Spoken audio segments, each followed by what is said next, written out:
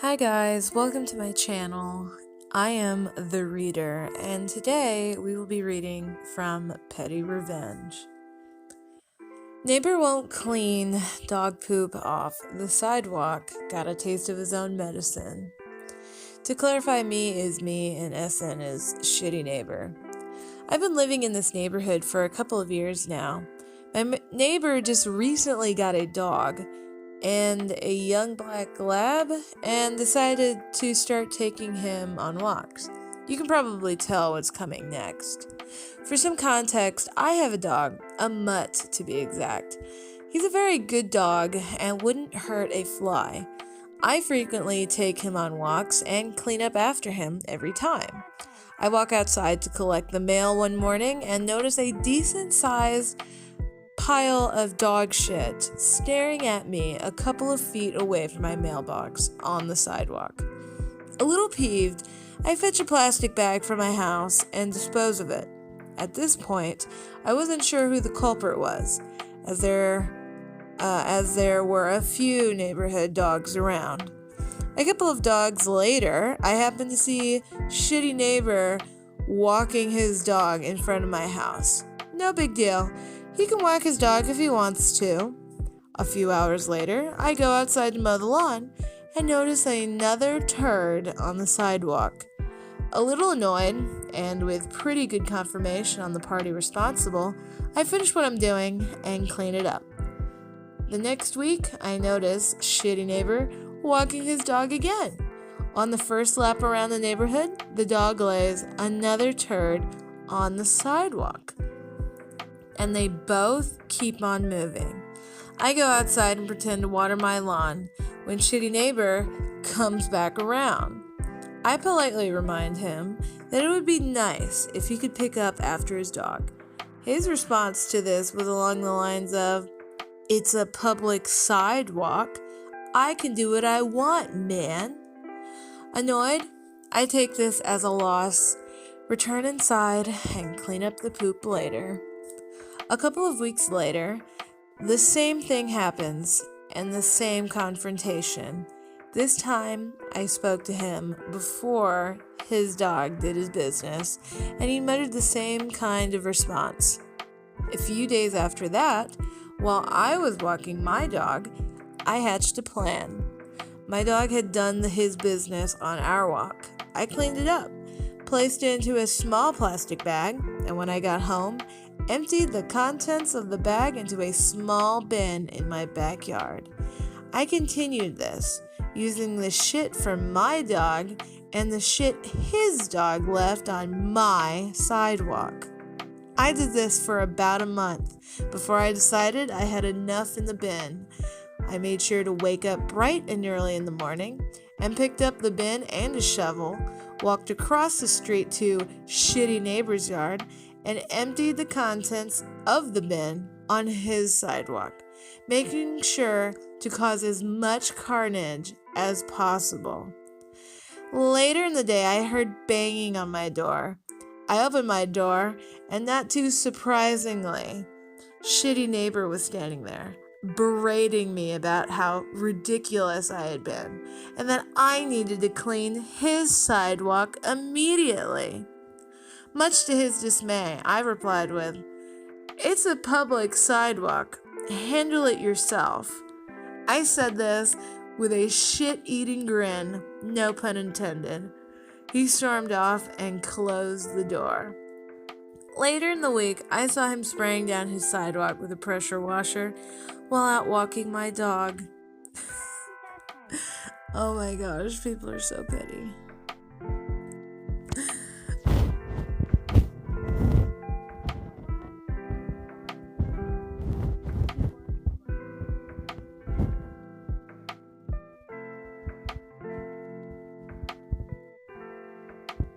Okay.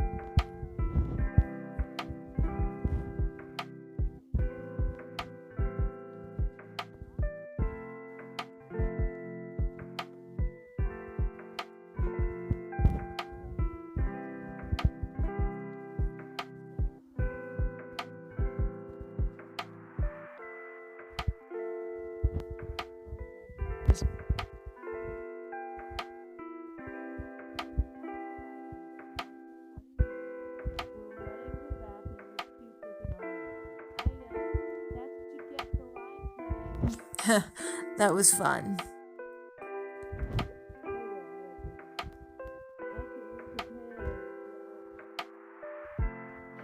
Counts as a petty revenge. I was with a guy for over a year. My first love and my first boyfriend. He was alright, did some shitty things, like taking my virginity as part of a bet, being generally lazy in the relationship, but it was the first guy to ever show interest in me, and we did get along really well, despite some of his actions. It was about a year ago he started to go a bit quiet and weird. No one told me anything, but I just knew he was going to break up with me. I hadn't seen him in a couple weeks, mostly because there was heavy snow, which meant we couldn't travel to see each other. He asked to meet me at a cafe, which was unusual as we would always go straight to the other person's house and spend the weekend there. We meet, he's acting weird, but I'm expecting the breakup. It happens he says he wants to break up, expecting me to cry and throw coffee at him. He told me this, but he clearly didn't know me that well. I say, yeah, that's cool.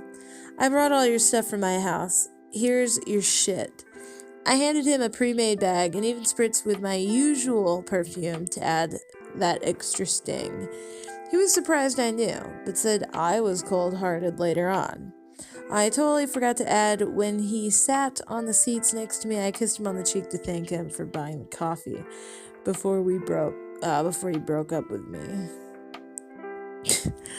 Oh my gosh. I think I'm going to read one more or two more in this video. Alright, here's the last one. Parking lot revenge. Several years ago, I lived in a gated apartment complex. I don't know what the builders were thinking when they made the parking lot, but it was a disaster. Each apartment got one reserved, covered parking spot, and then there were a few, very, very few free spots. One early October morning, I got home super late from my job at a haunted house. Like 4 a.m. or something. I couldn't find a parking spot anywhere. I drove around and around and around. I did 3 laps of the entire complex looking for a free spot. There were none. No free spots. But some asshole was taking up 2 spots. Some other poor soul had squeezed in between him and the wall. They weren't even in a parking lot spot. Just the empty space between the wall and the other car. It was a small car, but a tight fit.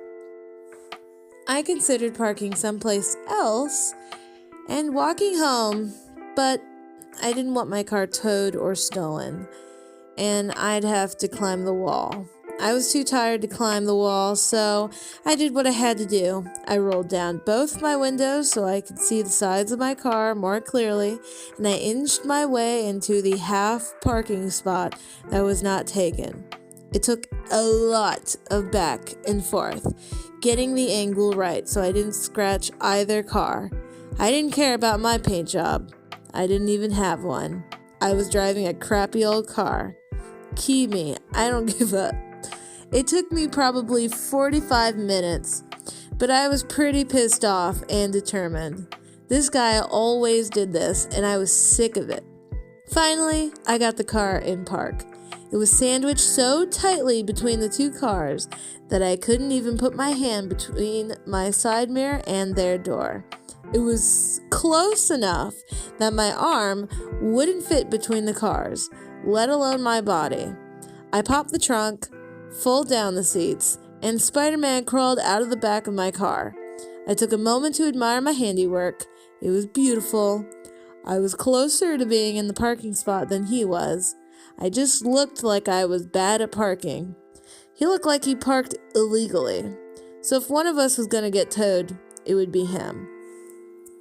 I felt bad for the guy on my left as I was blocking his passenger side, and he'd have to pull out of the spot before someone could get in.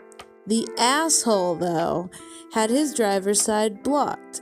he'd either have to climb in through the trunk or climb over from the passenger side. Served him right, too. Don't take 2 spaces when parking is limited. Now, perhaps the pettiest part of this is that I didn't have work the next day, or the day after that, or the day after that. I worked nights from Thursday to Sunday, and I slept all day. I'd already done my grocery shopping the day before, and I didn't have anywhere to be for 3 whole days. That car was stuck there all 3 days. I checked every day, it hadn't moved. All the other cars moved, but I had that guy trapped. Moral of the story, don't park like an ass. People without paint jobs have nothing to lose by blocking you in. So then someone said, amazing, did that person stop parking like an asshat? And their response was, they did. Ever after that, they had perfect parking. And someone wrote, you're the hero we need. Well done. And that's it. Thanks for watching my video. If you like it, like it. If you want to subscribe. And I'll see you in the next one.